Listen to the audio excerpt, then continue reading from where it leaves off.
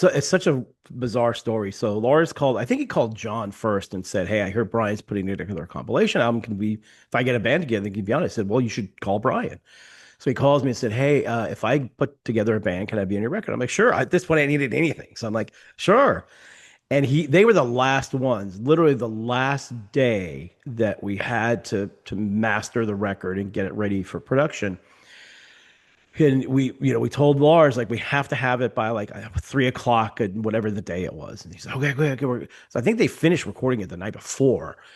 And he gets to the studio and he pulls up and like literally at the last minute. Like if he was an hour late, they might not have been on that record.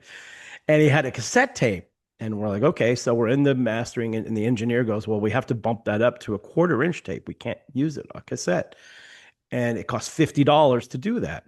So Lars didn't have $50. I didn't have $50. Thankfully, John Cornarins had $50 and and gave it to the studio. And otherwise, Metallica would not be on the record. I hadn't even heard the track at that point, and we had to leave because they had to bump up the cassette later from some other platform. And this was the days before. I think I heard the first time I heard it was probably a test pressing because we did get test pressings back then, which I didn't even know what that was. But they said, yeah, just to make sure it's all good. Okay, so I first heard it there, and I was like, oh wow, this is really not that bad because I had no idea what it was going to be like. I had no clue, and it was actually pretty good. I was like, okay, that's all right. So it sounded good. Then we get the record. Never forget, it was in the record store, and there's all these boxes of records stacked up in the store. And story closed at that point. I'm just sitting there going, wow. I hadn't opened any of them yet. I'm like, wow, this is really insane. I actually made a record, and there's 2,500 records sitting in the store.